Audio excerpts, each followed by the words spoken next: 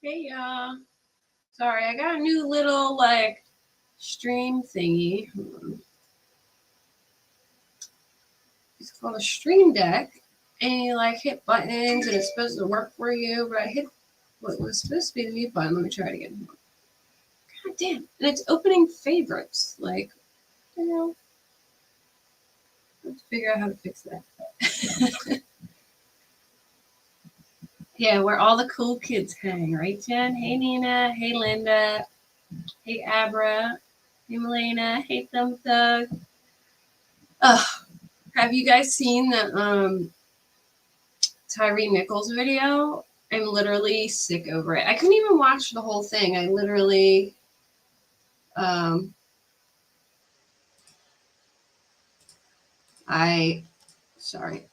was like sick to my stomach.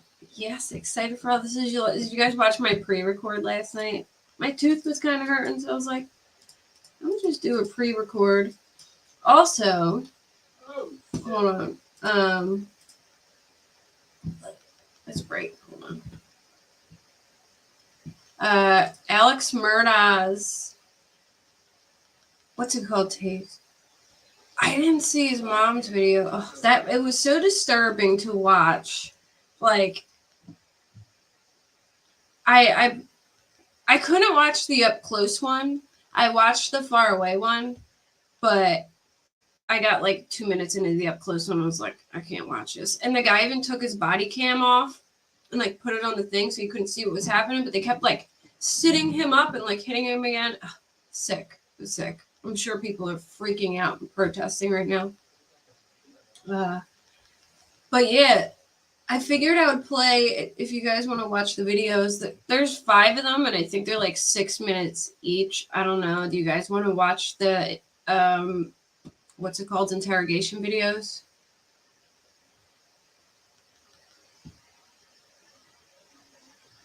Oh, eventually it's a hard life watching 9 hours of trial, right? Yeah, I don't, if I wouldn't watch it if you're, you know, it was rough. Yeah, it was horrific. It was horrific. Hey, Ryan. Hey, Ellie. But it's up to you guys. It's a little bit long, but it's Alex Murdaugh. I think it's pronounced Murdoch. That's how he says it. I always thought it was Murdaugh, but I guess it's Murdoch. But I'm so used to saying Murdaugh that I'll probably still say it that way. But so they did it in, oh shoot, hold on, it's playing somewhere. There we go. You guys want to watch it? His interrogation? Margaret. Did anyone watch it yet? Hey, Rapper. My favorite mod squad. Here, well, I'll open it. We can watch it. Murdaugh for life, yeah. I mean, I just feel like it's spelled, it's like your name, Mel. It's spelled that way, so I want to say it that way, but it really doesn't sound that way. Hey, Allie. All right, I'll play the Murdaugh interrogation tapes, and then I watching way too much of the trial when I was supposed to be working. I fell asleep for a lot of it today. But yesterday I caught up. I like rewatched everything. And then today I Murdaugh. And then today I haven't gone back and caught up with today yet, but I mean I'll look up the highlights so we can talk about it. I know there was like a evidence lady on today. I caught some of hers. You watched all the tapes, Ryan? All right. Well, we'll play like each one and then talk about it so it's not just like an endless like stream of what's it called? You know what I mean? A video for like 15 minutes. But Brian Enton released them. I want to see the body cam footage. I thought that was coming out today, but I haven't found it yet. So, all right. RBF late. That was the short hair. That's that you're talking about. Let me turn my phone down. I really hope that those cops go to freaking jail over this. I know, isn't my new setup cool? I moved rooms. I figured so I could just have like a blank wall behind me. Now I need to get some like cool little decorations to put on the back. So if anyone does any cool art, hit me up.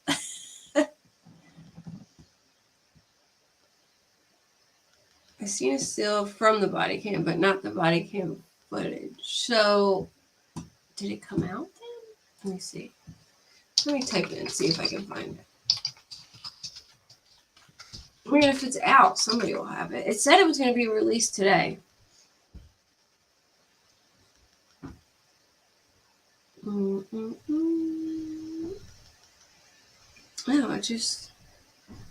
all I see is like Murdaugh cries in court as the body cam footage was played. I mean, I'm sure Brian Enton will be on top of it the second it comes out because he just... Yeah, that's what I was talking... I was just talking about that, Ellie, about Tyree Nichols. I'm just so sick over that. Like, I watched the video and it was horrible. I mean, how are these guys not...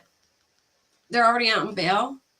And they were just fired, right? Like, so they did get arrested then. Good. Well, I was sick over it. Mel has what? The Murdaugh body cam footage? Or the Tyree Nichol one? Yeah, he cried he got caught, right? Hey, Risk. Yeah, I watched... So I watched the video where they were trying to catch up to him and they were all out of breath. And I guess they had pepper spray in their eyes and they were like putting water in their eyes. Oh, Buster was so freaking calm. Like, Buster looked so cool, calm, and collected, Nina. I, like, couldn't believe... I'm like, why is he so chill? Oh, all right, let me check. But, yeah, I don't want to play the Tyree Nichols stuff just because, like, it's bad. It's, like... So if, by the way, if it takes me a while to answer anybody, my phone is ghost. All right, so I cracked my phone on the screen and it ghost types for me and sends me all over the fucking place, like from here to there and here to there, from app to app. It types my messages. It reacts in the worst ways. Like people say like something really sad and it'll heart it. And I'm like, son of a bitch. I can't control it. So, FYI, it's really hard for me to get from app to app. I do have a janky ass phone, and I'm getting my tax return in 2 weeks. So I'm like, you know what? I am not getting a new phone screen. I'm just gonna rough this out for like 2 weeks and just buy the brand newest phone they got. Yeah, I emoji everything too. It's so bad. I can't do it. I can't even. I have to like. Hold on a minute. I have to Siri my way through apps. So give me a second to get to my messages.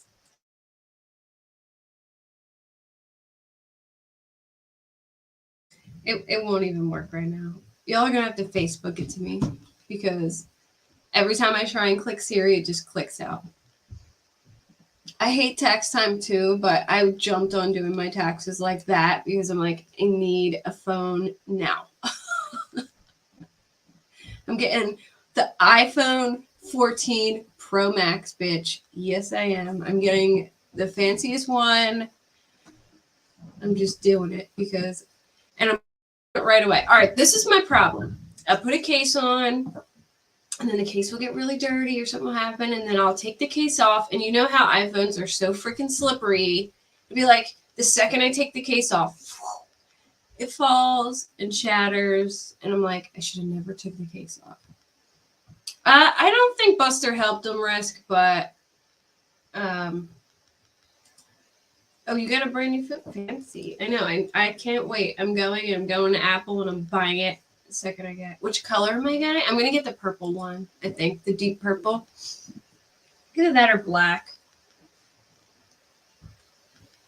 But yeah, it's been a nightmare for like the past 2 weeks trying to like navigate my phone. So sometimes I'll just like not even bother to open my messages or my email lately.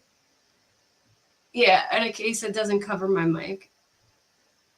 Yeah, I was hearting all Thumb Thug's messages.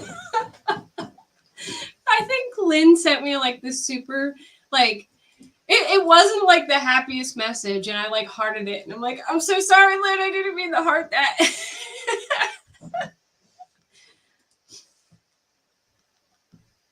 But yeah, I'm gonna get the fanciest phone they got. Thank you, Princess Megan Ellis. Isn't it nice? I was like, you know, when I get Dave's like, you should paint a mural in the back wall because I'm pretty good at like art and stuff. And I was like, oh, maybe. I know I'm shoving out like a G. That's why I said when I get my tax return, I'm just using a G, I'm buying a new phone, calling it a day. Oh, it's a little over a G, but whatever. Hi, Rapper. You haven't just got black. I slept a damn case that covers his case anyway. Yeah, the deep purple is such a cool color, though. I don't know. I mean, I want the Pro Max, too, just because, like, I'm going all out. You know what I mean? Like, give me the Pro Max. Give me the fancy one. I want the big screen. Yeah, I need a nice neon sign that says Kate Does Crime in the back. I don't know. My chair might block it. I gotta find a, like, do something. Oh, I am going to, Lori. I'm going to. But yeah, I'm getting a new phone. All right, let me share my screen real quick. So how does my mic sound in here? Does it sound like echoey and stuff? Because it's such a small room. I'm wondering like if it changes the way my sound sounds.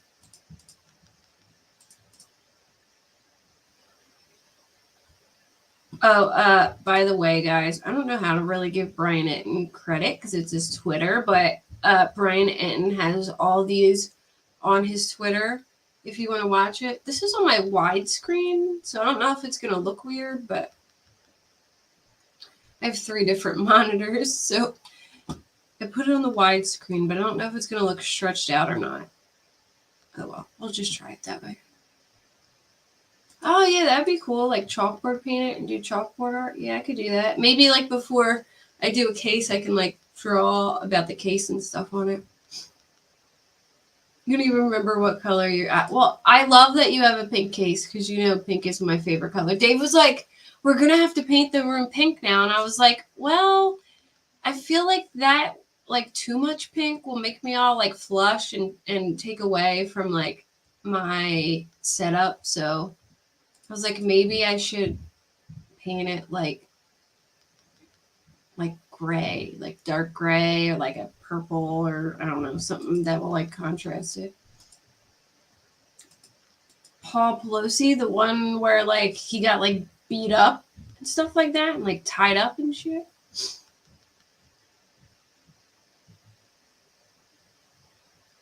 Ooh, I will artist Katie Small. If I forget, I'll ask you again, but I will check that out. Yes, credit goes to Brian Etten on Twitter. I love him. He's a silver fox. He always gets the inside scoop. Way to go, Brian Etten.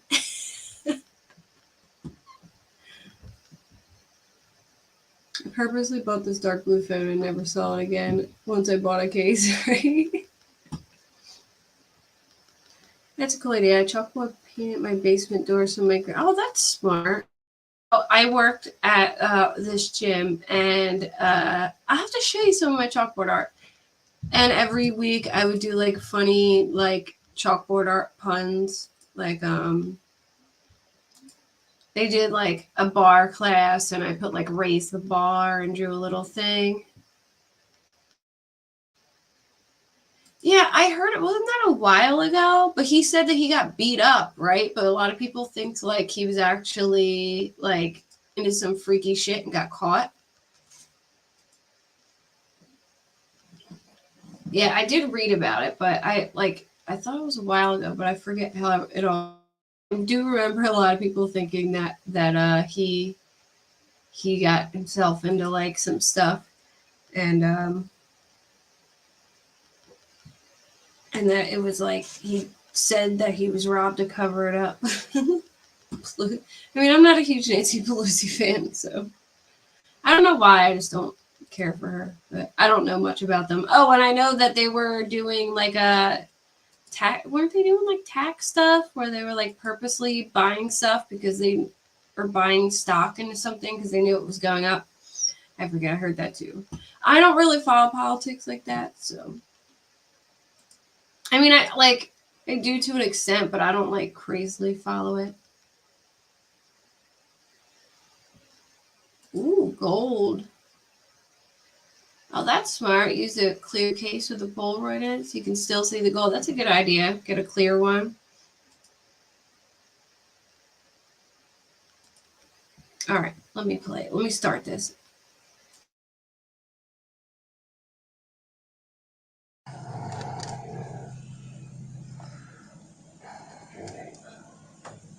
Look how much heavier he was, too.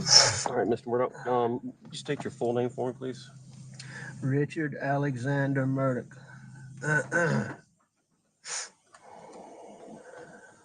And spell your last name so I get it correct. Murdaugh. All right. And you go by Alex? Yes, sir. And date of birth, Mr. Murdaugh? May 27th, 1968. And a good phone number for you. 803-942-1227. All right, sir. And sir, what was your name? Yeah, Danny Henderson. Okay.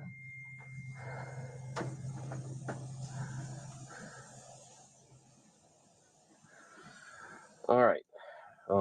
As I stated, I'm David Owen in Lower Rutland with Colleton County, and I'm with SLED. I hate to have to do this. I understand. Yeah. I totally understand. Yeah. So you don't have any problem with it. So just start at the top, take your time. Like when I came back here, I mean, I pulled up and I could see him, and I knew something was bad. I ran out. I knew it was really bad. Boy, over there, I could see it was.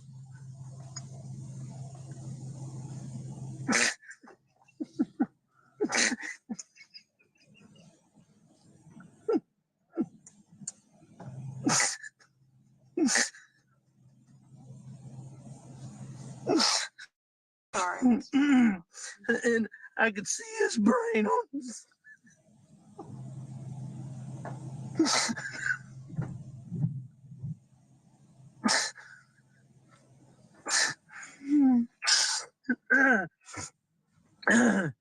And I ran over to Maggie, and actually, I think I tried to turn Paul over first. I tried to turn him over, and I don't know, I figured it out.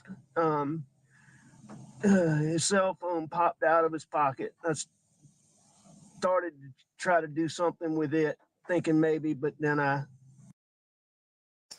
That bothers me. Like, what? You were starting to do something with his phone, and what?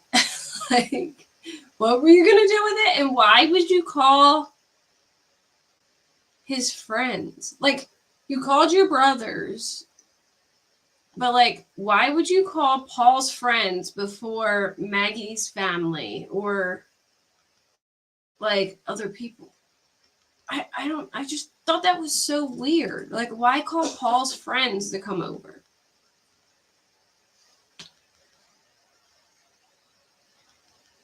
Oh, when Buster calls. And yeah, and not only that, why wouldn't he doesn't even mention calling Buster. He says, I called my brothers. I called, well, yeah, he called 911 first, but then he tells 911, I need to get off to call family. And he called his brothers. He called Paul's friends. I don't know.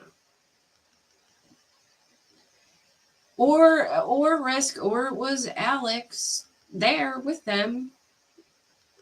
I mean, and I always kind of thought maybe Paul was like accidental collateral because, hold on, that's my camera.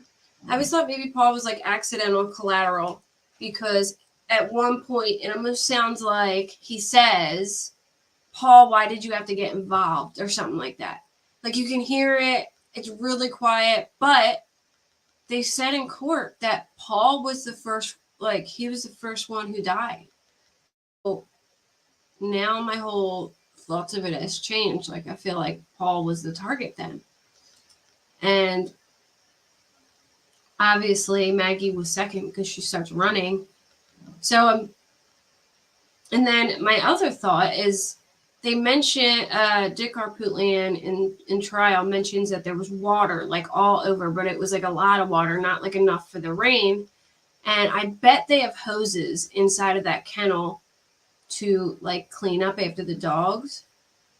Yeah, Paul's was definitely more brutal for sure. Like Paul's was like up close with a shotgun, and then Maggie's was like she was running and shot in the back, and then she fell face down, and then they walked over top of her and shot her again. But I'm thinking maybe they had hoses in the kennels, and maybe whoever did this, or Alex, or whatever, took the hose and sprayed everything down to hide evidence. You know what I mean? Yeah, Paul was a big time liability. They would have looked into his like financials and stuff, especially with like a civil suit and stuff like that. So Paul was definitely a liability for him.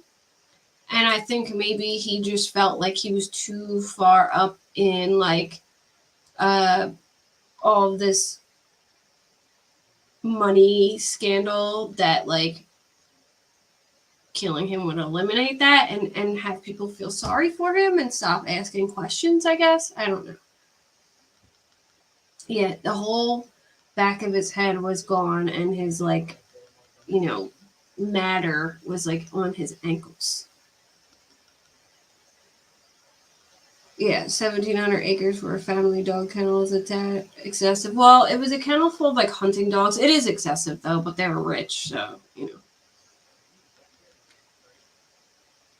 Yeah, as an attorney, you should know not to talk to, but yeah, exactly. He thinks he's smart. But what bothers me is he said Paul's phone fell out of his pocket, and he thought he would do something with it, but then he didn't. Do what? Like, what were you gonna do with the phone? Try and delete the video that he like? This is what I think. I think he wanted to delete that video, but it had already been sent out to people, and I'm thinking maybe. Oh my god. Oh my god. It just came to me. I bet you Paul sent that video to those two guys that Alex called and tried to get to come to the house. And then he was going to try and find a way to delete that video from their phones. I guarantee you, because why the frig in the world would Alex call Paul's friends to come over before Buster? It doesn't make sense to me, other than Paul filmed that, sent it out to his friends. He went in the phone to try and delete it and then realized that it had already been sent and that somehow he needed to get those guys to come over to, handle it somehow. Because why would you call his friends to come over the house? Especially after he just had his whole back of his shit blown out. Why are you going to have them come over and see that? You know what I don't know. That I just feel like I would not be able to conduct myself in an interview like this at all. But like, it just doesn't make sense to me. Like the whole time I'm like, why the fuck would he call his friends? I don't know if he is or not, actually. Hey, Parker, what's up? Where you been, girl? But yeah, now it makes sense to me. He probably wanted them to come over there so he can do damage control and get that video out of their phone somehow. Or get them to like put the phone down or something so we could take it and try and delete it or pay them off or something like that. I don't know, but it never made sense to me why I said that. All right, let me continue. Put it back down really quickly. Then I went to my wife, and I could see.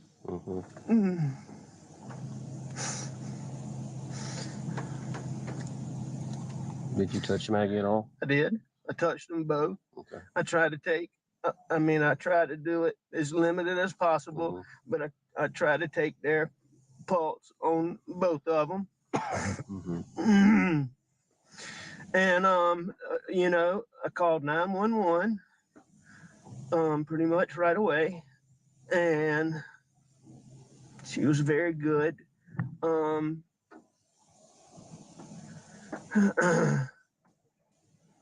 I talked to her. I told her I was going to get off the phone to call some family members. I did that.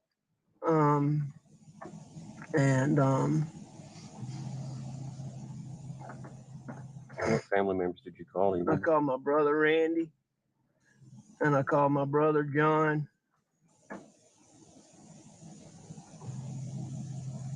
And I tried to call a little boy, real good friend that's right around the corner from here, but I didn't get him.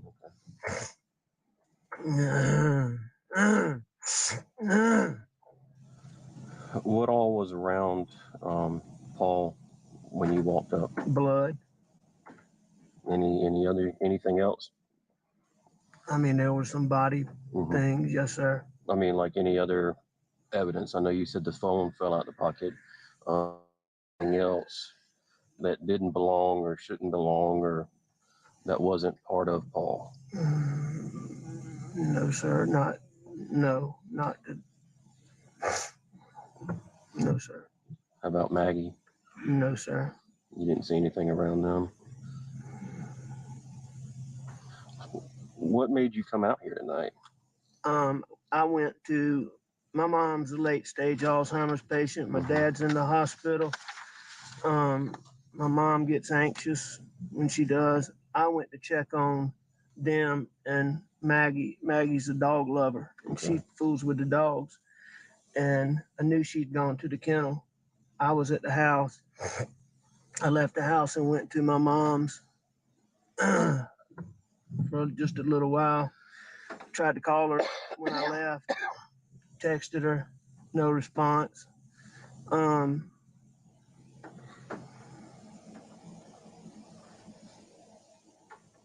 When I got back to the house was obviously nobody was in there.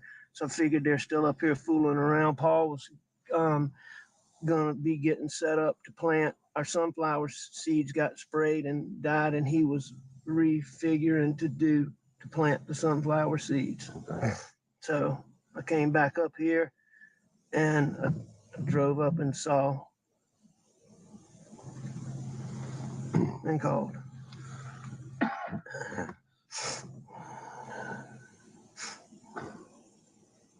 Had Maggie and Paul been arguing over anything? No. What was their relationship like? Wonderful. Wonderful. How about yours and Maggie's? Wonderful.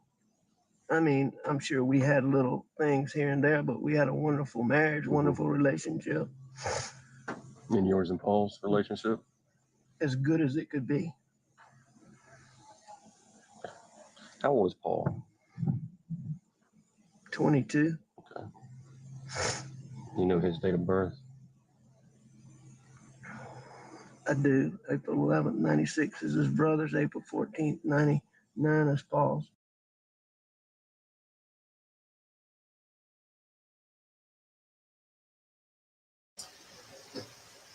Also,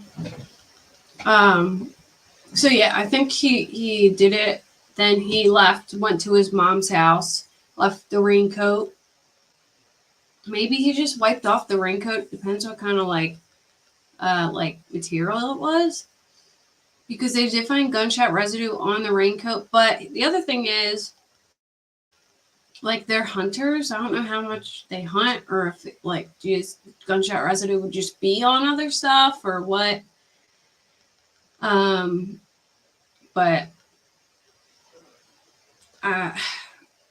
it doesn't make sense to me that he's so clean. Even if he went down to like check their pulse or see what's going on or try to turn Paul, he would still have stuff on him. I don't know. In no way they would let him wipe it off, because they have to swab him for gunshot residue. It was also on his seatbelt. Let's go to part 2. Oh, Brandstetter. and I'd really like to know if him and his wife were having issues. I mean, they were living apart, I'm pretty sure. So I don't say that they were great, but I think he didn't dispose of Paul's phone because he realized he couldn't do anything about it. Those videos had already been sent out, and like, you know, like with Maggie, at least he could try and hide the phone and lure them there, you know.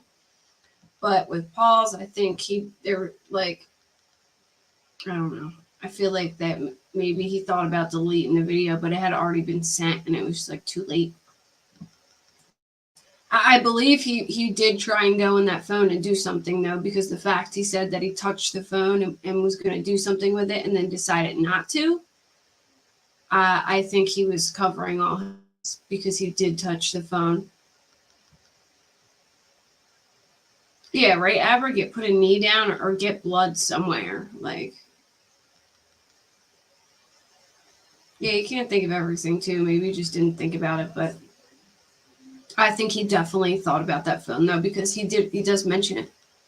Yeah, so, all right, so Maggie was shot with 300 blackout rifle casings, right?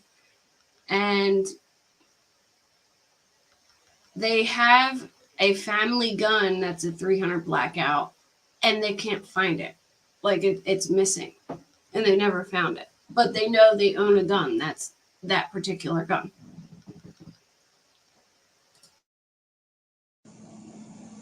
Murdaugh, And her date of birth, sir?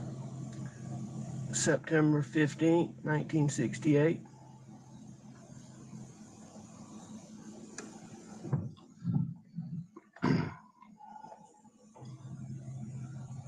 Have y'all been having any problems out here? Trespassers, people breaking in? None that I know of. The only thing what comes to my mind is my son Paul was in a boat wreck a couple years ago, and Real quick, the woman in the back left, was that the woman on the stand today who they asked if she was nervous? If anyone watched the trial?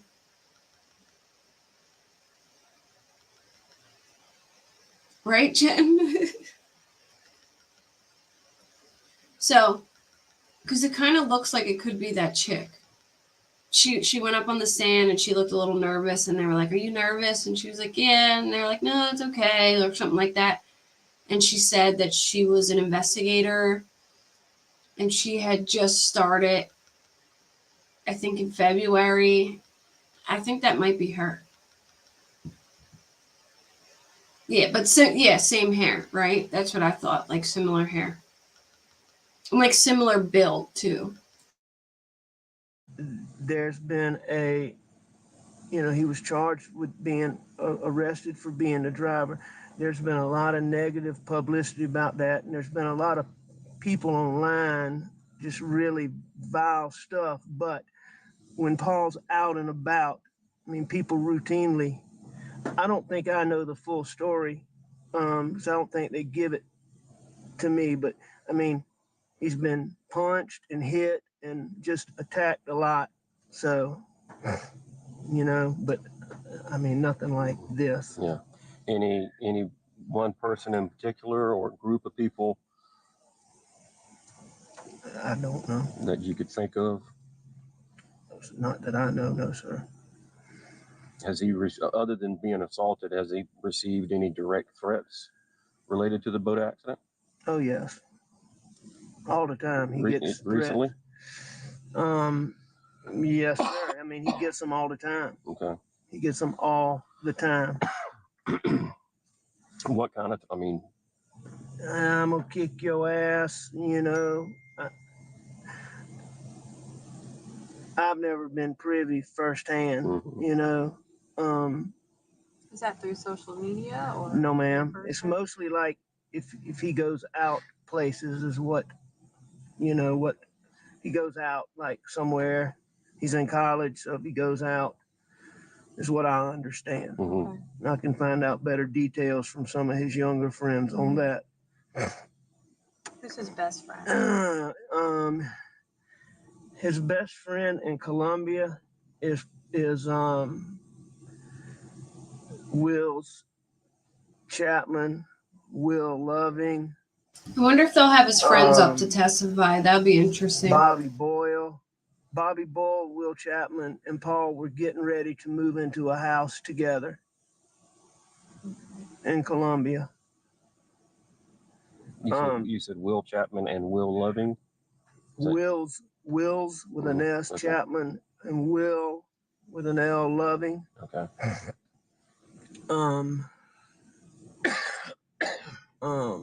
Around here, his best friends are clearly Nolan Tootin and Rogan Gibson.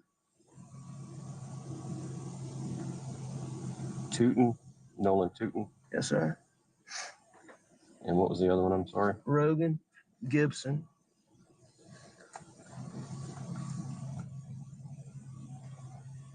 Have you talked with any of these guys tonight? I bet they do have the guy he sent the video to on the stand for sure. Rogan was one of the people he's the boy that I told you lives around the corner. Okay. That's very, you know, he's just a good, helpful young man.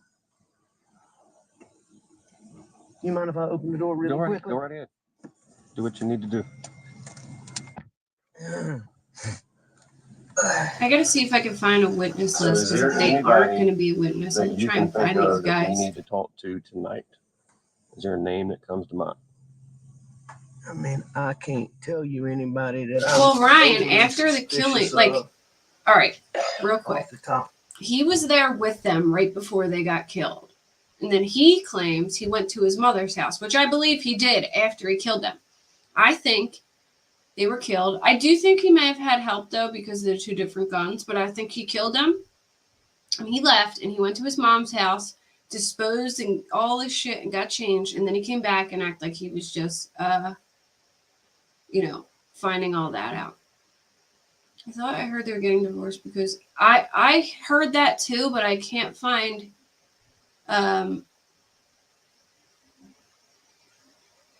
I can't find anything that she actually went to a divorce attorney, so I'm waiting to hear if she actually did, but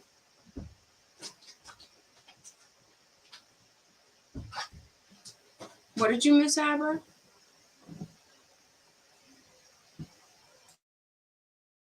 Of my head. Okay. You know? I mean, this is such a stupid thing. I'm even embarrassed to say it. But it just didn't make any sense. I just hired a guy out here, and he wasn't cutting the mustard, but I hadn't told him this yet. Paul's been working with him a lot. He killed the sunflower seeds in our dove field just recently, which is why Paul was here doing this. He told Paul a story the other day about how when he was in high school, he got in a fight with some black guys. and the FBI undercover team All right, so at 8:44 p.m. Hold on, I gotta figure out. Does anyone know what time the 911 call was made? It's a very small time window. Put it that way. At 8:44 p.m., Paul was on the property in the kennels, filming a video of his friend's dog that he was babysitting. You know, when you're like babysitting for a friend, you like send them a little video saying, you know, here's your dog, he's doing good, whatever. Well, he was doing that. And in the video, in the kennels, you can hear Maggie and Alex's voice on the phone. So, like, you can hear them both talking in the background. And this is literally minutes before they were killed. Now, Alex claims he leaves and he goes to his mom's and he comes back and they're gone. So, but the prosecution is saying that he was there because they literally have his voice in the video before, like right before they died. Now, I thought it was a little strange that he called Paul's friends. Like he gets off the call at 911 and says, I gotta go, I gotta call some family. So 10:07. Yeah, that's such a short time frame. Like he's literally heard on the call at 8:44 and at 10:07 it was made. So anyway, he says I need to get off the phone when he's on the phone 911. I need to call my family. He calls his two brothers and then he calls Paul's friends, which I thought was really strange. Why would you? Oh, thank you, Jen. I love you, girl. You're genuine too, my girl. Yeah, he had me fooled hearing that 911 call the first time. He was really emotional. Like I really felt like he was real about it, and he is super fragile. Like he looks so fragile. He even looks more fragile now. And well, I think that's why it was hard for me to think that like Paul was the target, because I was like, I can't see someone doing like killing their kid like that in cold blood. I have a hard time seeing that. So I thought like, you know, maybe like his wife was the target, and then like Paul was collateral. But now that I know Paul died first, I'm kind of like, oh man, that like, ugh. Well, anyway, he was heard in the audio recording,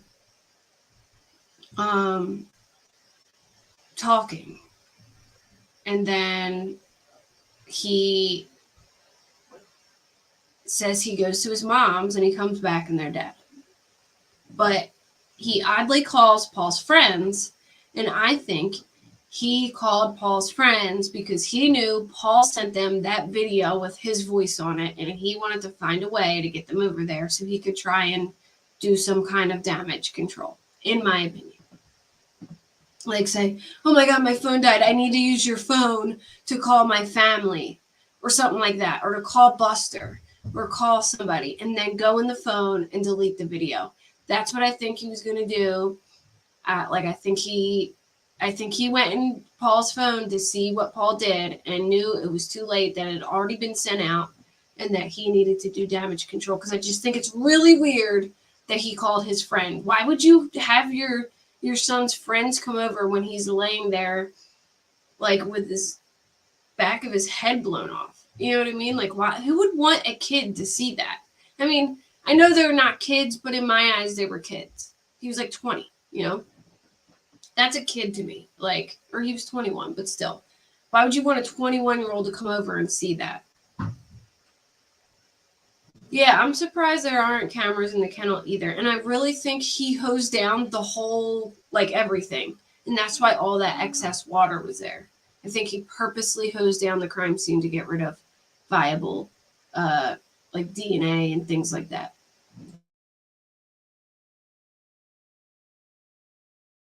observed him fighting those guys. and put him on an undercover team with 3 Navy SEALs, and that their job was to kill radical Black Panthers. And they did that from Myrtle Beach to Savannah. Now, I really don't think this guy, you know, Mm-hmm. is probably the person, but that's just so freaking, Yeah, that's kind of far-fetched it's story. weird. But he was off today. Okay. He took his daddy to the doctor, What's his name? CB Rowe. ROWE. Yeah, and I sent him a message to text me earlier today about the sunflowers, and he called me back when I was on the way to my mom's house. Mm-hmm. Did you talk to him at that time? Briefly, I was on the phone with a lawyer friend of mine named Chris Wilson from Bamberg, so I told him I'd call him back tomorrow, see him in the morning. He feels like he's giving up too much information too. Like, you just found your family massacred and you're giving all this detailed information. I would be like, dude, I don't know. Like, I can't answer these questions right now because I can't even think of what I did today. It's like, if I just found my kid like that, I wouldn't even be able to, I'd be like in shock and in a daze, and I wouldn't even be able to comprehend, let alone give the most detailed descriptions of all the shit that he's giving details of. Like, oh yeah, I was on the phone with this guy, and we were talking about that. I'm eating pretzels.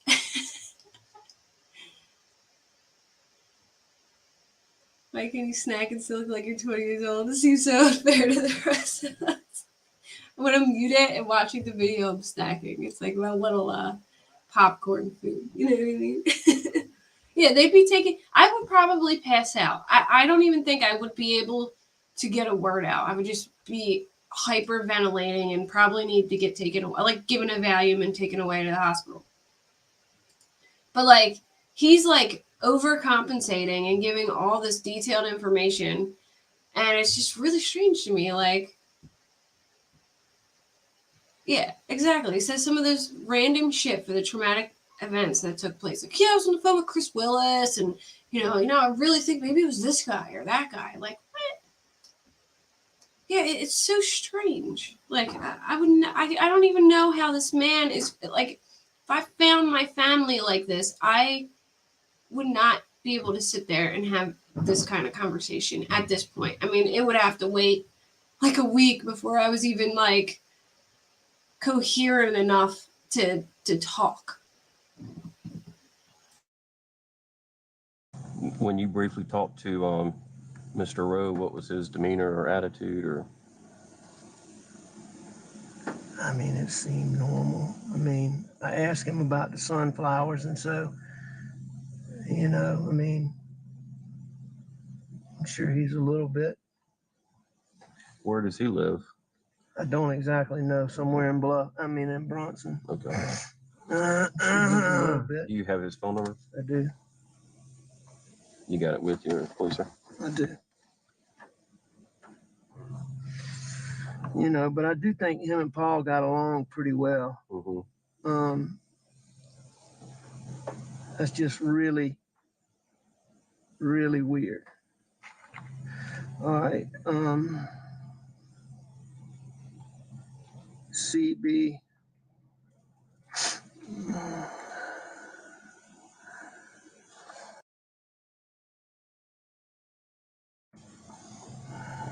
What's Maggie's full name? Yeah, I know he called me, so I'll go to that.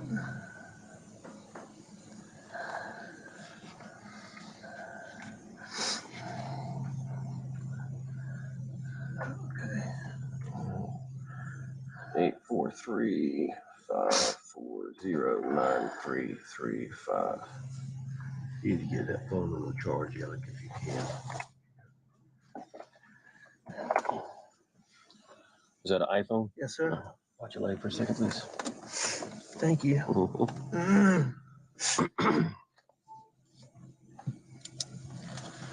When did he tell that story to Paul? Sometime last week. Okay.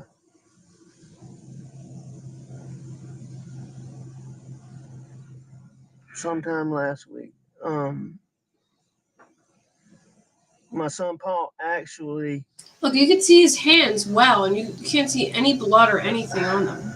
I mean, I really do not think, on all honesty, that it's him, but I know y'all got to check it out. But Paul was so taken aback by it that he sent, I'll find it, I got it on my phone. He recorded him saying bits and pieces of it. Okay. No.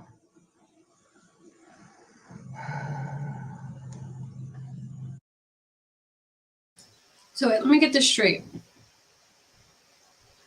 He is. Hold on, I got a pretzel stuck in my throat.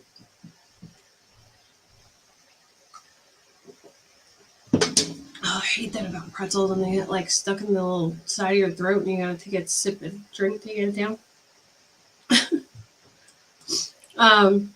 So this is what I'm confused about. Who is he saying? Oh yeah, he had to have changed his shirt. Well, they said he had a little bit of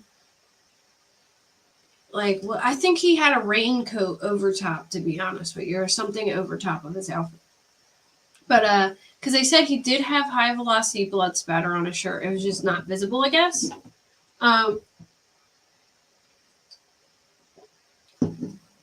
So wait, I'm confused. Was he saying that something happened with some guy CB Rowe and he thinks it's him? Like, I don't know how I missed the context of that story, but I'm about to go back. Brag? What about my pretzel meeting? Okay, hold on.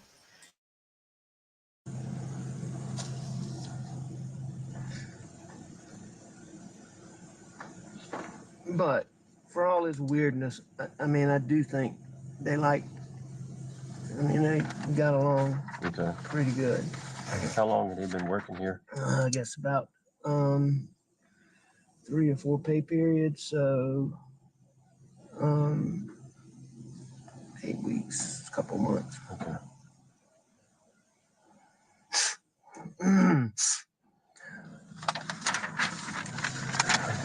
Going back to the boat incident, anybody on that boat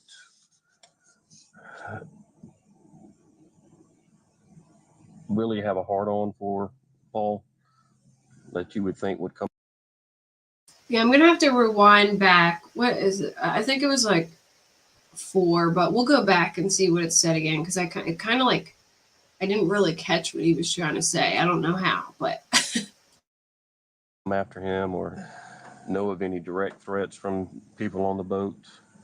I don't know of any direct threats between any of the people on the boat specifically, but I do think there's been a small amount of yip yap between a couple of them, but not recently. Okay. Most of this was stuff from people that Paul didn't really know. Okay. It was some people that he knew distantly, but more times than not, when I learned about it, it was somebody that he didn't know. Okay. It's like, for example, he went out in Charleston a couple months ago, came back, he got a black eye. And, he can't defend himself right now because he has these charges. So, Paul was a real tough man's man. Mm-hmm. He would just. He would defend himself, but he hadn't been. That's right. But How was he handling that case? Looming over everybody. as far as what? How was he handling it? I'm not sure. I thought he said there was like the guy that was working for him or with him was acting like something. He did something that took Paul aback, and he recorded it. And he thinks maybe he's involved. I'm not. I don't know. It was like the way he talked about it kind of confused me, and I'm gonna go back and see after we watch through them. I've never been prouder of him than the way he has handled the pressures and the adversity in that situation. I think I've told Danny that before.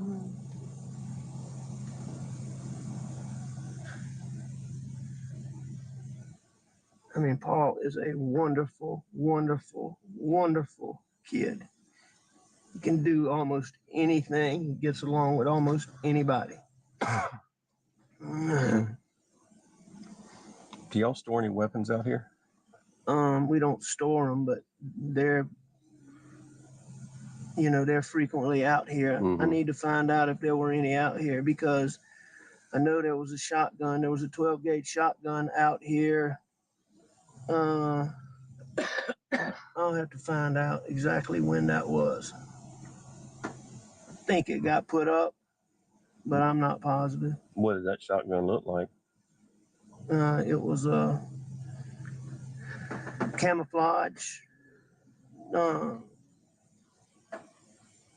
That's the one he was holding. Or maybe a Beretta. I can't remember which brand it is.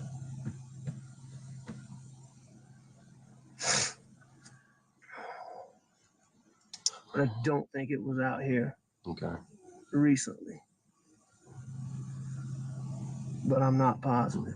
And the shotgun that you had when deputies pulled up, where did that come from? Oh, wow. I Really got familiar? a That's what he said? gun. Probably overreacting, but And was that when you pulled up and saw them? no, I came out and I called 911 first. Talked to them for a little while, and then I told her. You told her? That I was going to go to the house. Okay. And that I would let authorities know when they got here that I had a gun. Okay. Do you happen to have a list of all your guns? I can make one. I don't have one, but I can make one. Okay. Well, I'm just saying, so we could compare if that shotgun was out here and now it's missing. Absolutely. Try to figure that out. No, absolutely. And I know living out here in the country, you probably have more than one or two. We do. We probably have. He's way too freaking calm. I just can't believe this, how calm he is. Guns. Yeah. Shotguns, rifles. Pistols. Any rifles? Yes, sir. What kind of rifles? All kinds. Yeah. All kinds. I mean, you name it across the board, we have them. Okay. And the guy questioning him looks really patchy for some reason. Like he got red patches all over. In our house.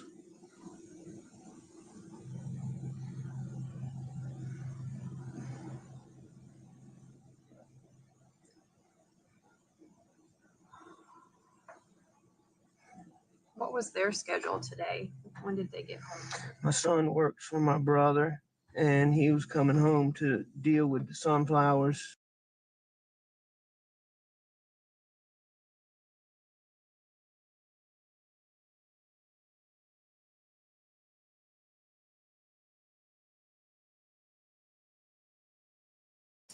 He had GSR. All right, so he lured Maggie to the house, basically asking Maggie to go to the hospital with him to visit his dying father. Maggie said she would meet him at the hospital, and he somehow convinced her to come to the house. I'm guessing that Maggie and Paul came together because he says that he believes they came in Paul's Ford F-250, which was found, I guess, abandoned on Highway 63, something like that. Also,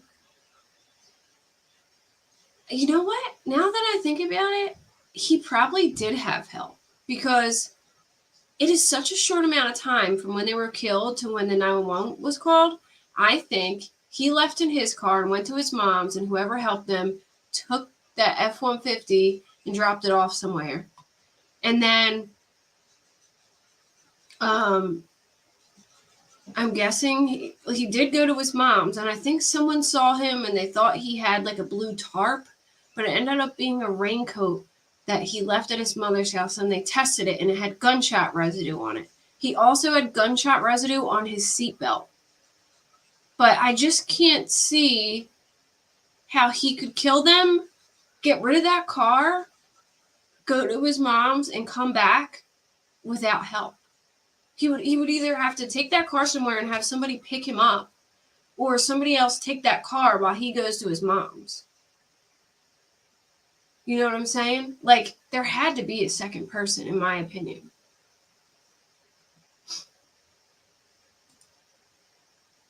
Like how would Paul's car get on Highway 60? How would he have time to go to his mom's, get rid of the car, get back there by 10:07 and to call 911?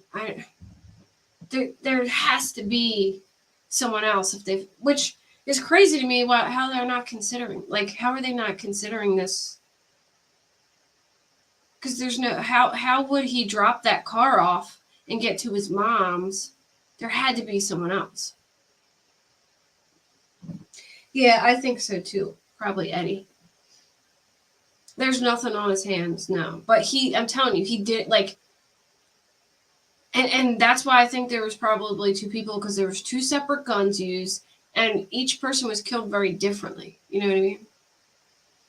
Yeah, I think so too. But I never thought about that, about the car being found on Highway 63. Like, he wouldn't be that, because if he just drove the car as a getaway car, how would he get home from where he abandoned it if there wasn't somebody there to help him?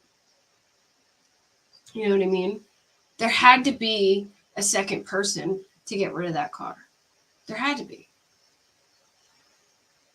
Which I didn't even think about, but I don't know how are the cops not considering that? I don't know. Unless he called someone and said, hey, I need a ride, but I just don't see how else it could have been abandoned. Yeah, I know he called me, so I'll go to that. I think are we on 3 or 4? Does anyone? Let me see. Here.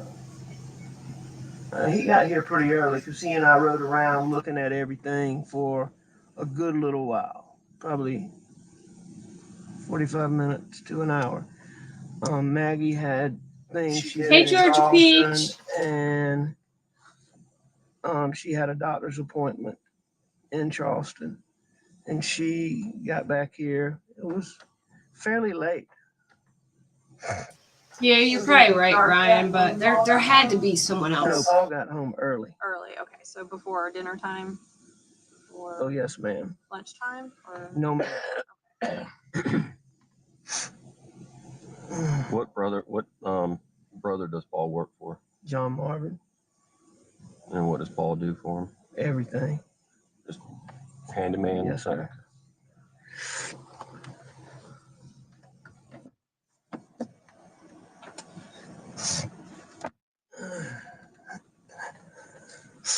Was it unusual for Maggie to feed the dogs this time of night or check on them? Oh, no. I mean, she played with those dogs all the time. And it's especially common for her to, she's been gone for a while, to come and let especially 2 of them out to run.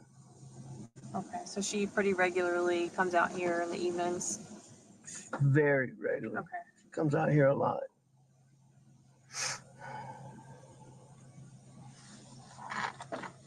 Do you have any cameras on your property? I have deer cameras, but none, around up here Where are they at? on different deer stands. Okay, so deep in the woods. Well, not necessarily deep in the woods. Some of them are in fields, and Okay. but there's none that are near here. Okay. What doctor's appointment? What doctor did Maggie see today? I forget the guy's name. Maggie's been having trouble with her. She's been having trouble with her stomach and her tooth. I'm not positive. It was sort of a routine visit, and I can't remember. She told me the name of him, and I want to say Gordine Okay. is who I think she saw.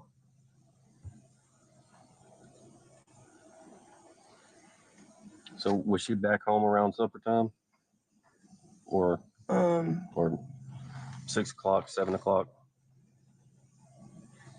I don't think she got back quite that early. I think she got back a little bit later than that.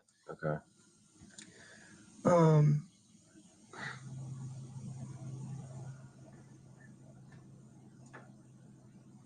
what did you do today? Were you at the office or? Nope, I was home. I came home. Paul and I messed around. I I was up at the house. I laid down, took a nap on the couch, probably, I don't know, 25, 30 minutes. I got up, I called Maggie, didn't get an answer, and I left to go to my mom's. She had said she might ride with me, but she normally doesn't when I go over there.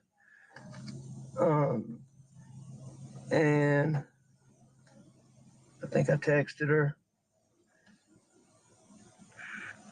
And she's very good about answering the phone. So that was odd, or calling me back. So that was odd, but it wasn't that big a deal. And what time was that? What time was what? That you sent her? I'd love to hear it, Georgia. So this is what's confusing to me, though, is if they were just there for Paul. All right, here's what, like, he's talking like Maggie lives there, but I've heard that Maggie lived at the other house they owned. And then they said that he lured Maggie there. Like, he texted her and asked her to go visit his dying father, and she was like, oh, I'll just meet you at the hospital. But he convinced her to come to the house. And then she felt like something was off, so she texted her friend and said, Alex is up to something. And so I think they were there for both of them. I think Paul was definitely a target, but I think they were there for both of them because, right? I have security. I have one security camera that kind of like pans my whole house, and it's like motion detected. But still, I'm broke too, and I have one. But I think Maggie was a target too because he supposedly lured her there. But it is weird that he's talking like Maggie lives there. Like, and I think he left and he went to his mom's, cleaned everything up, and there had to be help because there's no way Paul's car ended up on Highway 63 abandoned there if he didn't have help. He couldn't go drop that car off, walk back, go to his mom's. You know what I mean? Like, he had to have help. He had to. I think they mentioned it in the arrest affidavit. If I recall, I think it is fact because I think they said it in the arrest affidavit. I'll have to recheck it, but I'm almost positive they said he lured her there in the arrest affidavit.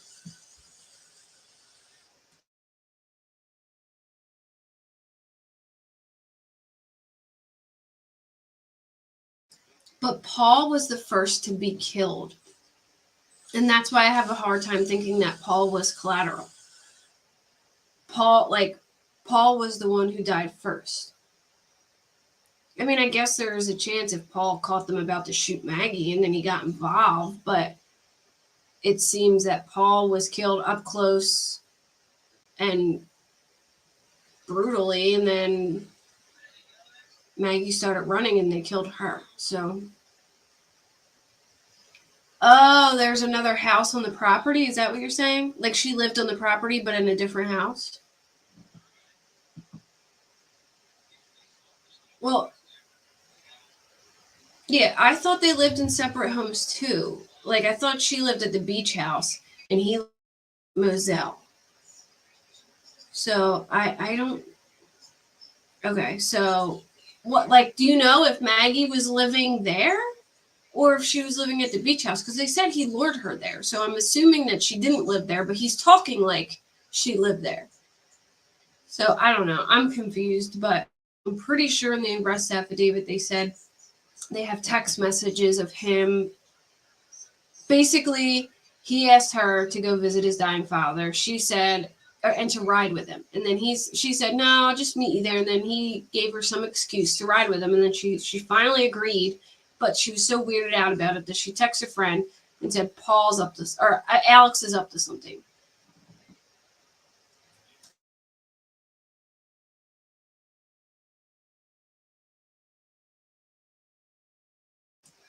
Okay, so his brother had Paul's truck. All right, well that makes sense. Well, then yeah, maybe he didn't have help then.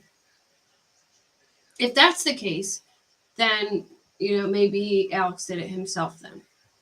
If Alex's brother had Paul's truck and it broke down on the way to the house. She's only room as far as I know. She stayed mostly at the beach home. Okay. Yeah, that's what I thought. A text message.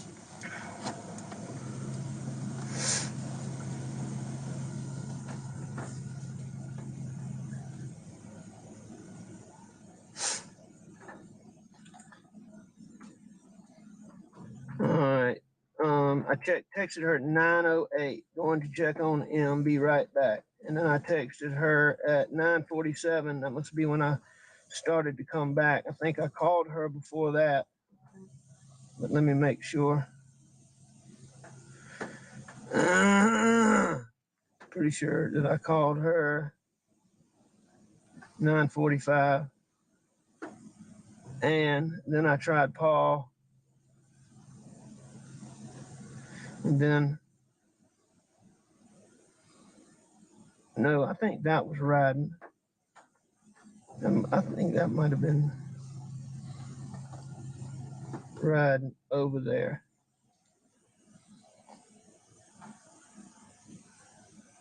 10:03.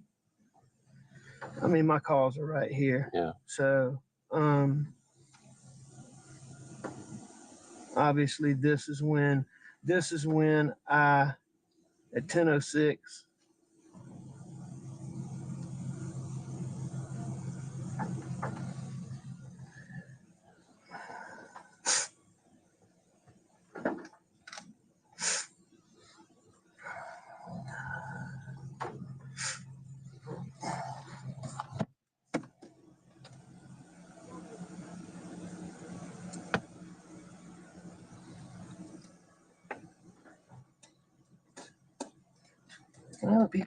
Yes, sir.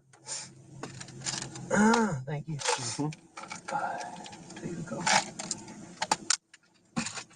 Anybody else want some gum? No, sorry. You don't have any water, do you, Danny? I don't need it. What did he just take? He just took like 7 pills.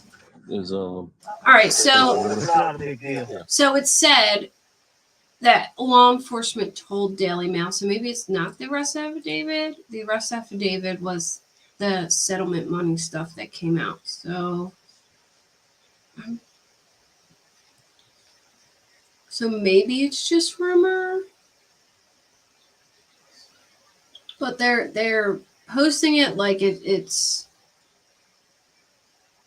yeah, but I mean, look, this was before all that this came out, right? And it says Paul was shot twice with a shotgun, and once in the head, once in the chest. They got all that right. So they have to be like, I feel like they wouldn't be wrong about the luring because they got all the other details correct. Police reported that Maggie was shot shortly after she arrived at the property, alleging she left her car running as she walked over to the kennels where Paul had been standing. He had been taking pictures of a friend's dog he had been watching. Paul was shot twice with a shotgun, once in the head and once in the chest. Maggie had been shot multiple times with an assault rifle. The gunshot wounds believed to be consistent with execution-style killings, reports said. According to several sources, body was found partially inside one of the kennels while his mother was several feet away, leading investigators to believe she ran from her killer before being gunned down. At least 2 of her gunshot wounds was believed to have been inflicted while she was on the ground, which is also true. So I feel like the luring thing, I mean, they got everything else right. This is Alex Murdaugh getting interrogated in the car right after he found his wife and son murdered.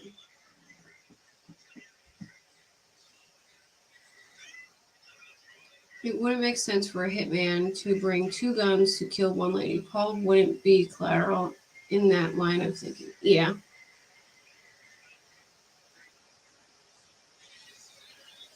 Maybe Maggie was working with someone with one of his 100 fraud charges or something, and he found out if he hired a self-deleting hitman, he'd hire one for that. Yeah, for sure.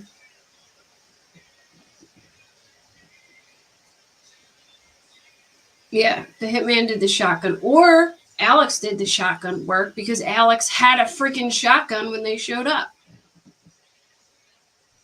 I don't know. It's weird. They only found Maggie's footprints. That's why I think they got the hose and sprayed where they were walking a lot, so they couldn't like get any viable like tracks or footprints and stuff like that. I think that's why all that excess water was there. I think there was hoses at the kennels and they used it to hose the place down. That's just my opinion. I got some right here. Oh, well, thank you.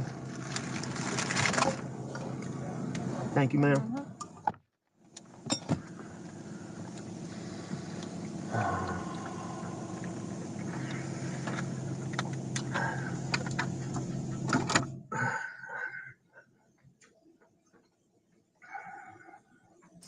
He just took like 7 I'm sure we're gonna have pills. much more Like, what questions. the I'm available at, you let me know.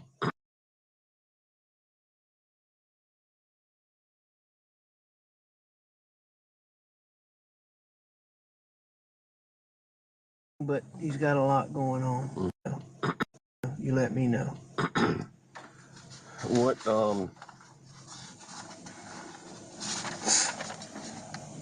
What's another number in case I can't get you on your cell?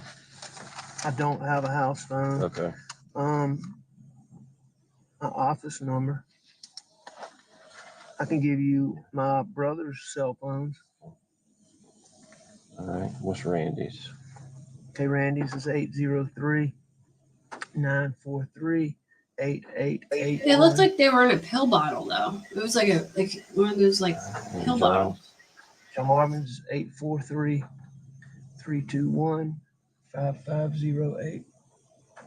He dumped like 7 pills. Oh, it was gum. Okay. And you said your dad's in the hospital? Yes, sir. Which hospital? I thought he was asking if anyone had water. Savannah, St. Joseph's. Is he doing okay or what's? He's having a really, really hard time. He's got a lot going on.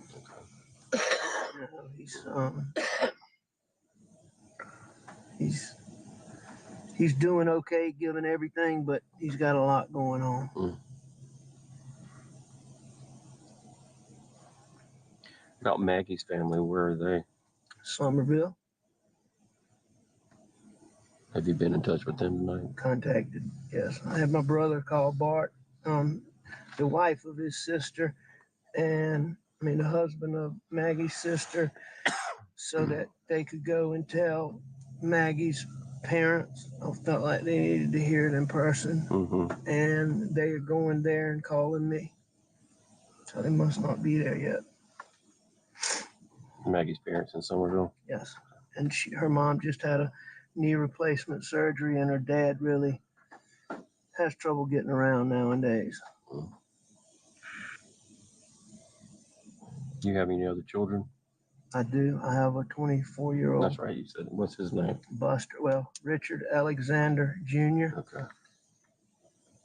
He goes by Buster. He goes by Buster. Is he here tonight? He's on his way. Okay.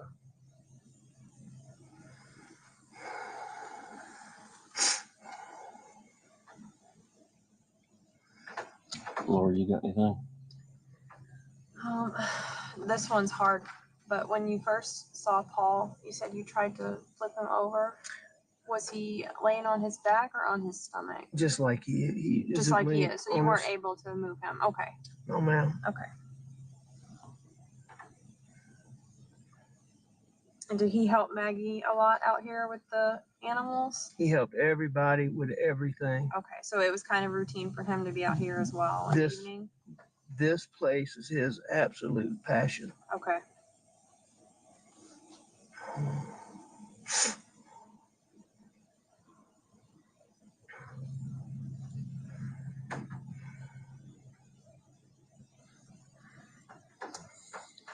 I tried to turn him, and then I checked him, and I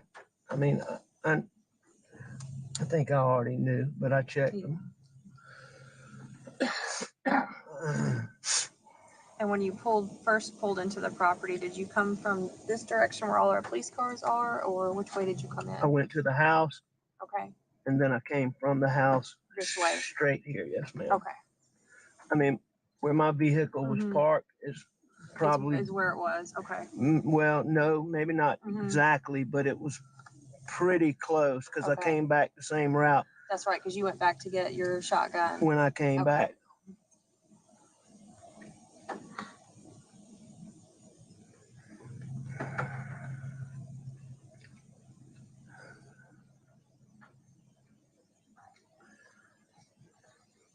All right. I can't think of anything else right now, but you know, we'll certainly be in touch. Thank y'all for everything y'all are doing. Yes. Sir. So you know, just to kind of let you know what's going to go on, we're going to be out here for quite some time. The coroner will take custody of Paul and Maggie. Can I answer that? Good. Yeah. What?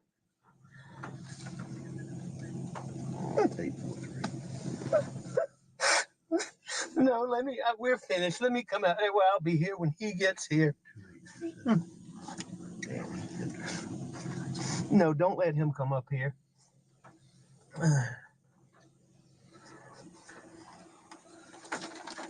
Okay. Yeah. I think we're about done. All right. Thank you. So, I'm sorry. Buster. I'm snacking on pretzels. I dropped my card. We'll get you another one.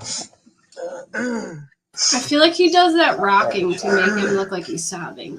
Thank you. You know, so the coroner will come over and talk to you.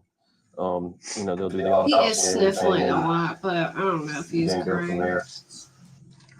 Thank you. But we'll come to you before we leave. Thank you very much. Yes. Thank you, Miss Rutland. Yes, sir. Thank you very much.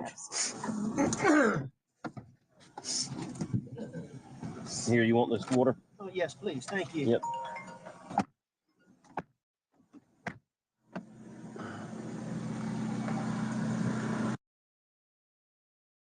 Sunflowers.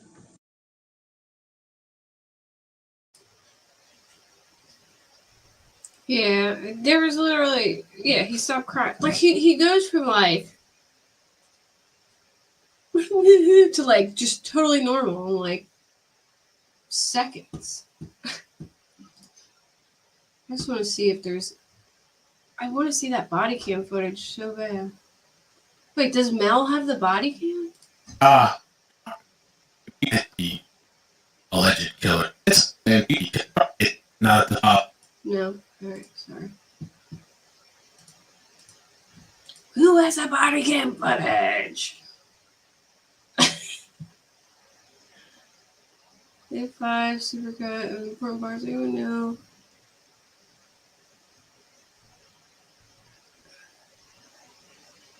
Are they watching a toucan on the screen? Oh, I heard the food truck is banging outside of the Alex Murdaugh trial. Like, apparently the food truck line is like around the block. Look at it. Ooh, baby. That looks good. Apparently lunch is the highlight of the trial. Yeah, I should have stopped snacking a long time ago, but pretzels are like one of those things where you can't stop eating them once you start.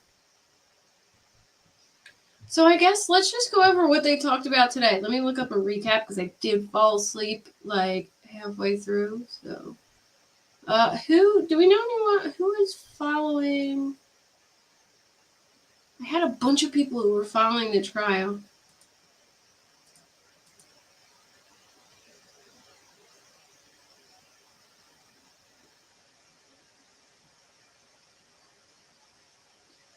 All right, hold on. I'm just gonna look up what's today? Day 5. I caught some of the lady talking about the evidence, but it was so. Oh my god, day 5. I just put day 5 recap. Whoops. Dave's out there playing Dead Space. Kind of jelly I'm not watching. Is today day 5? Or yesterday was day 5? Hold on. This is like making me look pale as shit. It gotta be day 6, right? It's day 6 already? Jeez.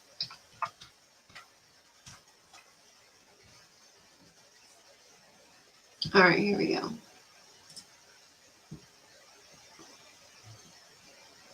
Yesterday they had such a good like map layout of all the things that happened. Oh, Buster looks a little worked up this time. He looks so calm yesterday, but they have a picture of him. He looks a little worked up this look. Looks like he's crying a little bit. That's his girlfriend. All right, so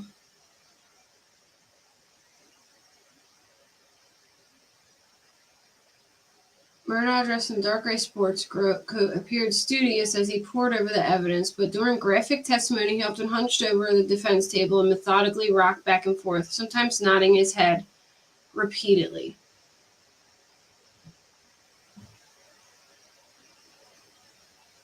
What crime scene photo are you talking about? Did they show it? Oh, you want to look. I mean, I've looked at autopsy photos. For some reason, that stuff doesn't really, like, bother me because I worked in the medical field, so I was used to seeing all kinds of, like, effed up shit, but I know some people can't handle that stuff, but it doesn't bother me. I was, like, immune to it.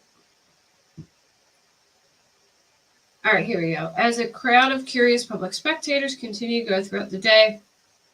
Oh, and by the way, I think the courtroom gets so empty is because there's a press room across the street that has a big TV that is showing the trial and letting the reporters have Wi-Fi and update as it goes. So I think more people are opting to go there than the courtroom.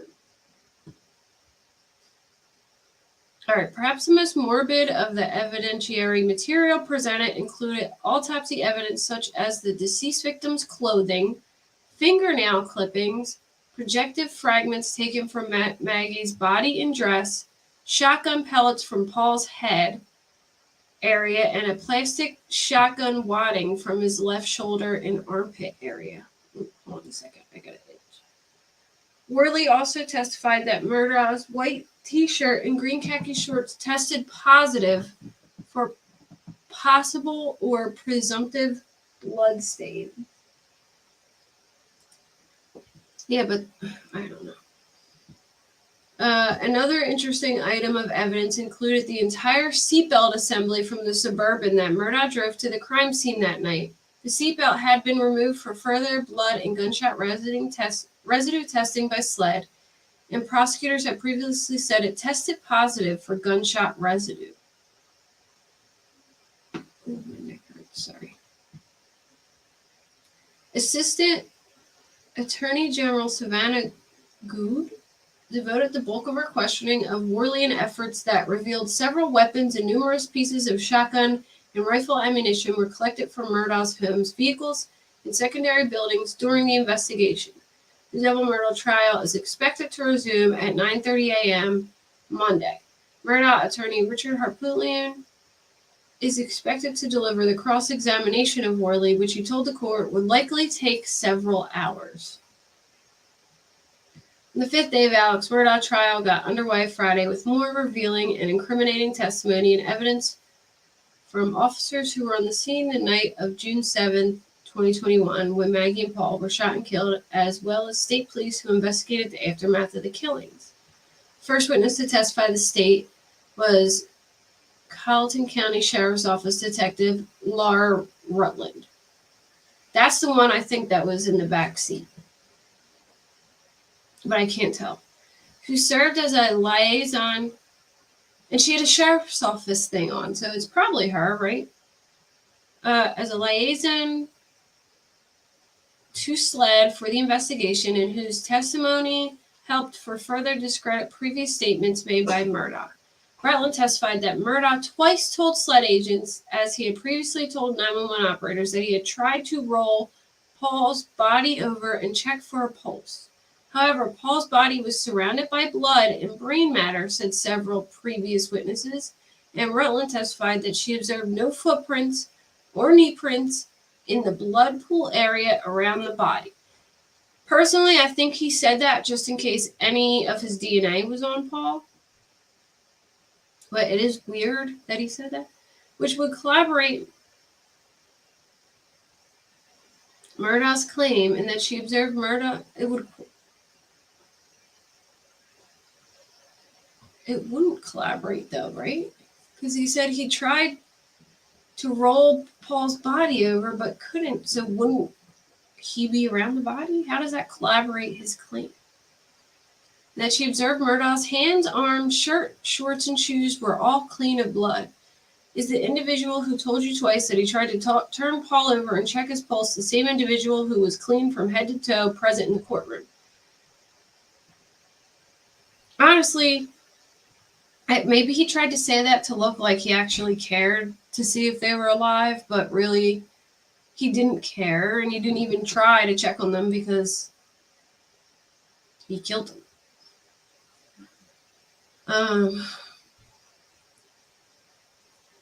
Yeah, that is strange.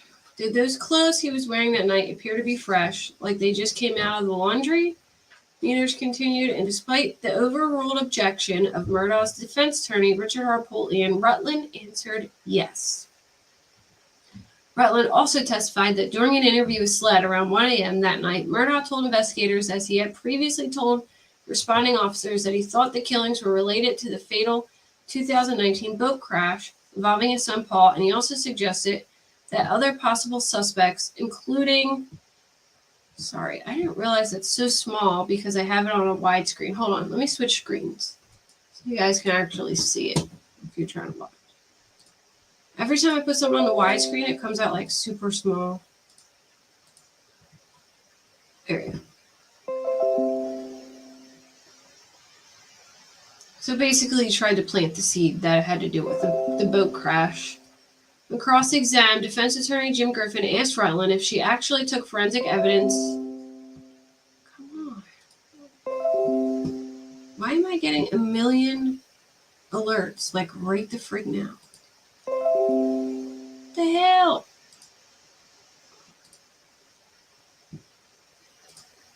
I'm turning my settings off. That's so nice. See? It's still doing it. Why can't I get rid of it? Okay.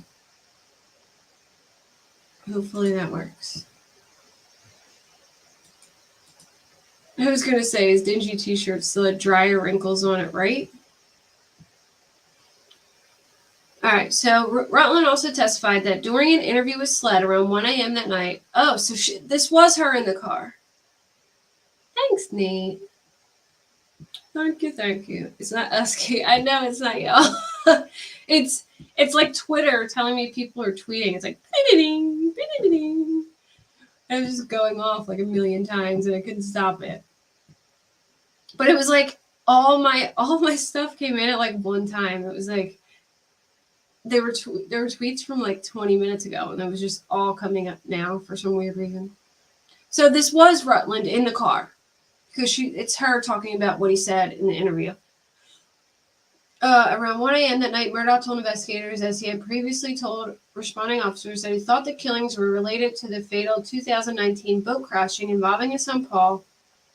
And he also suggested other possible suspects, including his caretaker, C.B. Rowe. Who's caretaker? I thought it was somebody who worked with Paul.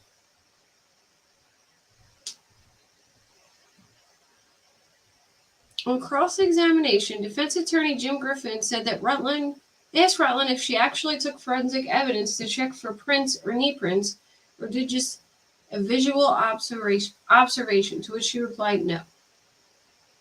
Griffin also questioned if investigators bothered to execute a search warrant they had and searched Murdaugh's home for bloody clothing or trace evidence of blood in sinks or drains, to which Rutland said she could not know what steps SLED may have taken.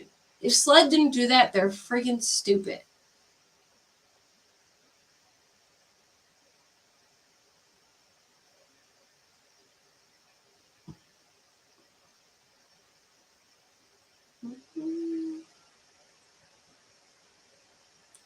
The state also called SLED agent Delilah Serencione and entered into evidence. Is this the chick with the short hair? And entered into evidence swabs taken from both victims' mouths, Paul's cell phone taken from the scene, and called SLED forensic agent Melinda Worley. Oh, I think Worley was the one who was really boring. The one I'm talking about. I'm OCD about whites being white. Yeah, I feel you on that.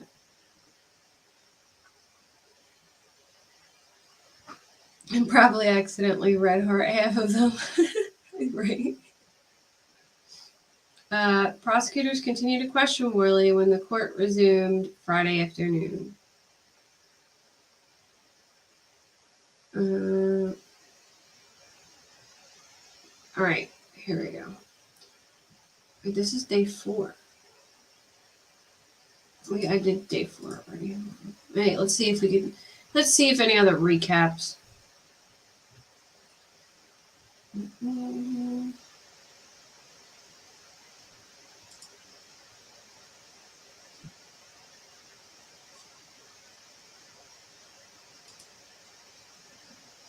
It's off. Hours after killings, Alex said he didn't see wife. Alex Murdaugh's comments to police about his whereabouts around the time his wife and son were fatally shot may not have been accurate, according to video evidence presented by prosecutors Friday at South Carolina attorney's murder trial. Is for real? There's a car alarm going off outside now.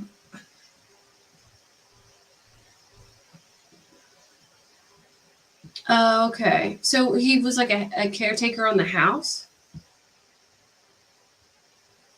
Babe? That's not your truck, right?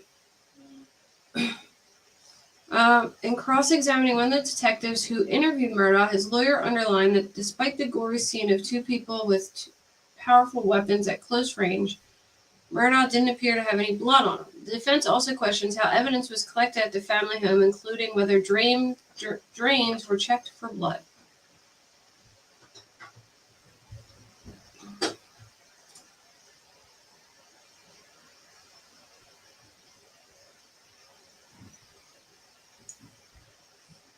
Clean from head to toe, that's what I read already. All right.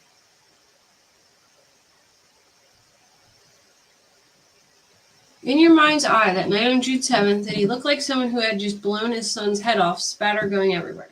I can't say that for sure. A lot of things would come into play to say that distance is one of them.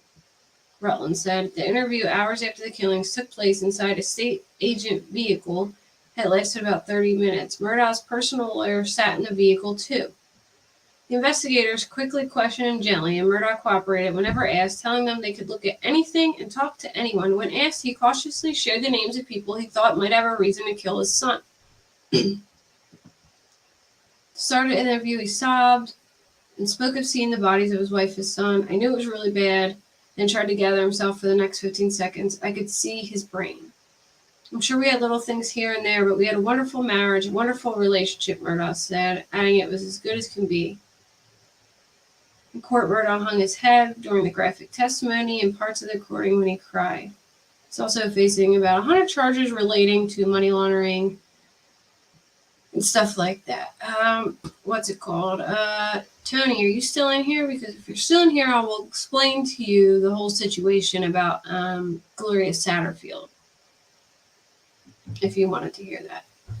I know you asked. Yeah, it's very confusing, Nate. But if you are confused about it, were you in my live the other night where I explained everything with slides? If you don't understand the backstory, it's really confusing. So if you didn't watch that one, go back and watch the one with slides, because I break it down as best I can about each case in the case. You know what I mean? Yeah, it was as good as can be, but we live separately. Yeah, that's what I was saying. I kind of like I heard what he was saying, like something about the FBI and hiring him. I don't know, that he worked for Paul, and Paul was so taken aback by what he said that he recorded it. Wait, did CB Rowe said he was hired by the FBI to take out black people or something? I don't know. But he said Paul was so taken aback by what he said that he recorded it. Yeah. But I was like confused when I like listened to it because I was like, I feel like I heard that wrong. Suppressor on his rifle. Those cartridges, it will blow areas out in your head. Yeah. Yeah, Nate. I did it with like slides, like like what are they called? Like PowerPoint slides to try and make it easy because it's so confusing the case. So if you watch that, you should have a good idea about it. Did I miss any like key points in the trial today? Ever watched? That is like important. Like I remember them taking stuff out and showing them, but I don't like. Oh, I'm getting tired. If there's anything that's super good that I missed. Oh, and I also did a recap of like the first. It should have been 1 through 5, but I thought it was 1 through 4. Like of all the first days. So if anyone hasn't seen the first days in trial, you can watch that too. Yeah, it was a slow day. I know, that's why I fell asleep because all the people are so boring. I was like, like yesterday, I watched most of it before I fell asleep. But when my kids at school, I just sit on the couch. And next thing I can't tell you how many times I do this. I sit on the couch, and then I don't remember falling asleep. And I wake up in like a panic, and I'm like, why am I here? Like, what day is it? What time is it? What am I doing? Because I like don't remember coming home and falling back asleep, and I panic and wake up and like why am I here? Did you see them opening boxes and bags for $3? Yeah, when they kept going up to the lady with like the short hair and showing her all the evidence, I was like, oh man, this is like killing me. But yeah, and you know what? I like if you guys are like squeamish, don't watch it, but the Tyree Nichols video is horrific, and I won't play it on here just because it's so bad, but it like that had me like really upset. Like I'm getting emotional now. It was so bad. It was horrible. Like Dave was joking in. I don't know. No, it's probably the damn medicine they gave me for my teeth. I'm like waking up like, oh, where am I? What is going on? Would you ever do that? Like you fall asleep for a nap, and then like you wake up and like you don't remember falling asleep in that spot, and you're like, I always panic because I'm like, did I get my kid up for school? But I already like took him to school and dropped him off. You've been looking for a good horror movie? I got one for you. Have you ever seen Hereditary? Oh my gosh, that movie is so freaking creepy and scary. It bugged me the hell out. Yeah, the Tyree video is super dark. It was terrible. It was absolutely horrible. It was, and not only that, but this dude was just like completely defenseless. You know what I mean? Like, it was horrible. I couldn't even watch. I watched maybe like a couple seconds in the body cam footage, and I had to turn it off. And I hope people are furious over this, and I hope they're, protesting this because it's wrong. It's terrible. It was horrible. But yeah, Hereditary is a great horror movie. If you want to watch a good horror movie, that's good. Smile was creepy too. It was weird. I think Hereditary is better, but Smile's creepy. Black Phone was pretty good too. It's not really scary, but it's a creepy. Oh, I'll tell you one that was really freaking scary. It's called Barbarian, I think it was called. I watch a lot of horror movies. I don't know why, but we always watch horror movies. And all right, so it's this. There's, I think it's in Indiana. There's like an area where there's like a bunch of abandoned houses that are like on a couple blocks of street. And in this movie, this chick rents an Airbnb, and it's like in the middle of the town of like the abandoned houses, but it's just like this one nice house on the block of like all abandoned houses. And she gets there and she realizes that another guy has rented out the place too. And they're like, like, you know, they decide they'll, you know, both stay, but one will sleep on the couch and the other one will sleep in the girl will sleep in the room. Well, the next morning, the girl wakes up and the guy's not there. And the door to the basement opens. So she's looking for toilet paper or something. I think it like runs out of toilet paper. So she walks down the basement looking for toilet paper. And she finds this like super creepy room with like this dirty-ass mattress and a camera. And she's like, oh my God, like, what is this? I need to check this out. But she goes and she like freaks out and she's like, I'm going back upstairs. So she goes to go back upstairs, but the door shuts on her and she can't get out. So she's freaking out and she sees the guy coming back to the house. I guess he just like went out to grab food or something. I don't like scary movies. Childhood trauma from The Wizard of Oz. Really? How do you have childhood trauma from The Wizard of Oz? But anyway, so he sees her in the window, right? And he gets her out. He lets her out of the basement, and she tells him about the room. She's like, oh my God, there's just a creepy ass room down there. And he's like, no, let's go check it out. She's like, no, like, I'm not going back there. Don't go down there. Like, we're not doing it. He's like, come on, let's just go check it out. So she's like, I'll wait here. And he's like, you go check it out. Because she was like, I'm not going down there because if this door shuts again, I'm not getting freaking locked down there again. So he goes down, and it's been like 10 minutes, and he doesn't come up yet. So she starts like bugging out. She's like, oh, frig, I gotta go down there and, you know, check on the guy.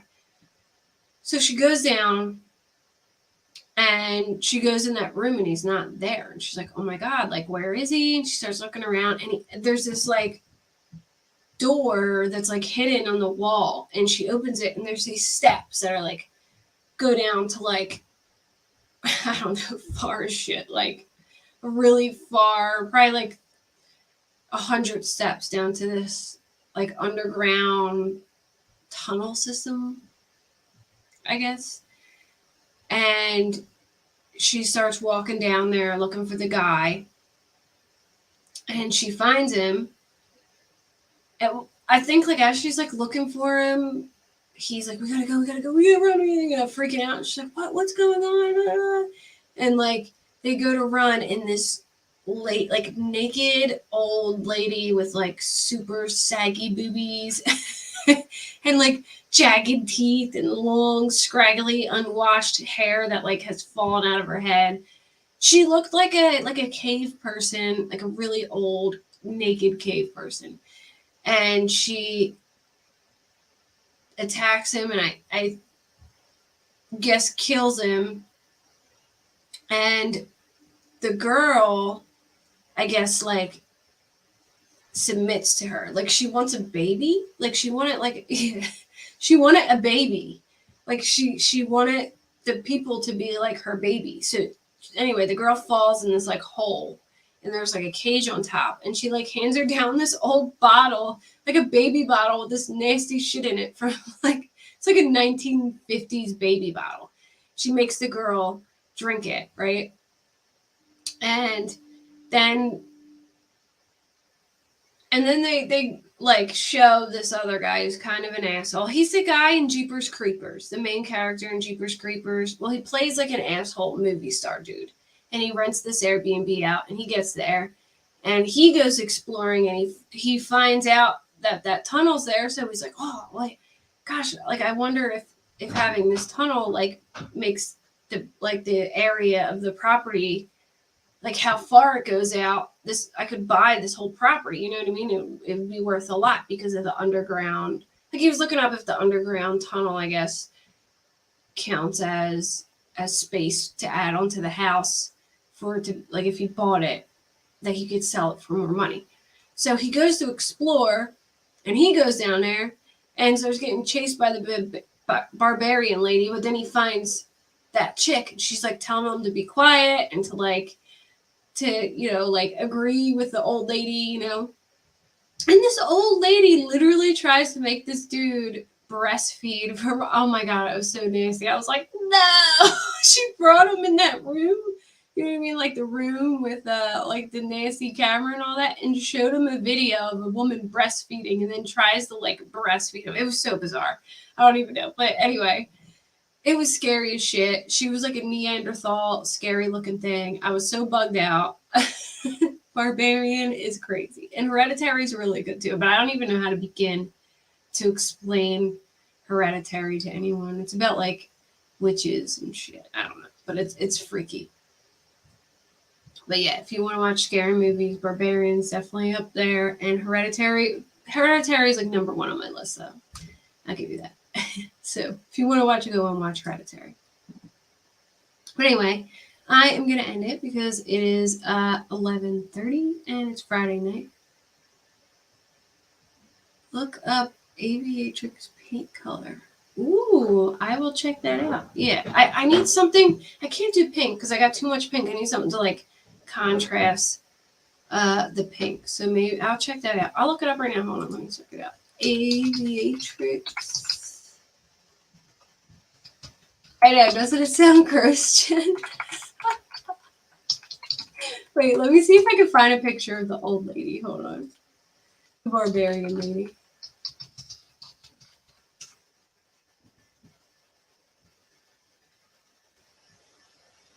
Oh, that movie. Yeah, Smile was creepy. Hold on, I'm gonna find a picture of this lady for you. Hold on. They gotta have a picture of her on here. If they don't, I'll be shocked. I think this is her. Let's see this, y'all. This thing was trying to have this man breastfeed from her. How do I make it big? Look at it! Dude, she had the saggiest boobs too, and she was trying to get them. Good night, Jen. She was trying to get them to breastfeed from her. I was like, oh my god, I'm gonna throw up. It was so gross. Look at it, she has drool coming from her mouth. Oh, it was horrible. It was horrible.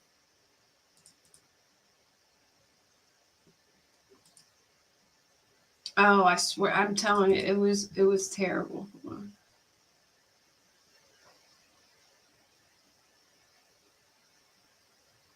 Oh, this is where they like she tells them to like shut the fuck up and just like, you know what I mean, do what the lady says because she's gross.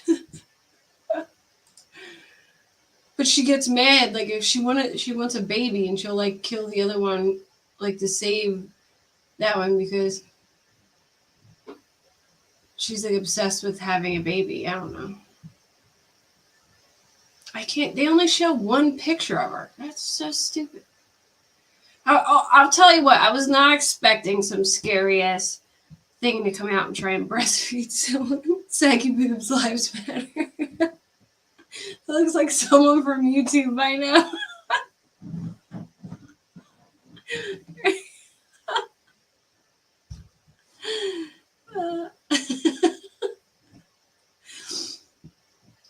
Oh man.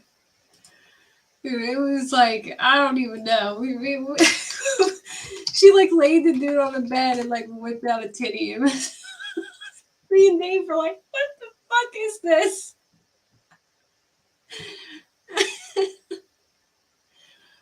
Oh man. We were like, what are we watching? Like, how did this even come about? I mean, it's a pretty, like, if you want to watch something really gross and horrific, that pretty much tops it. You know what I mean? Like, it was more gross than scary. I don't know. But I just still couldn't believe that they like did that in a movie. I'm like, what in the world? And then not only that, there was like this serial killer dude. I guess he would like hunt people for her who lived down there in like this nasty bed in a room in the tunnel, and then he shot himself. I don't know. It's such a weird movie. I don't even know how to begin to explain it. But that main character from Jeepers Creepers is in it, and he's a total dickhead in it. Oh, man. All right. Well, I'm really going now. But yeah, I'll be back. Probably tomorrow. Because Sunday is a big weekend for me because my team is in the playoffs, and I don't know if I'm going to want to go live on Sunday because I'll be watching, is it the Eagles and the 49ers? So, yeah. Oh, no, they're going to be really mad because 49ers fans put a 49ers jersey on the Rocky statue, and they're calling him, what was it? Brocky? Brock Purdy, so they're calling him Brocky. So, Philly going to be pissed about that. So, yeah, Sunday I'll be out, so I'll try and, I will try and be back tomorrow. Maybe tomorrow we'll just talk about whatever, like all kinds of cases. But yeah, my Eagles are in the playoffs, so Sunday I'll be gone. All right, guys, have a great evening. I never put comments on the screen. I don't know why. I should do that more often. I just never click it. But all right, guys, good night. Talk to you later.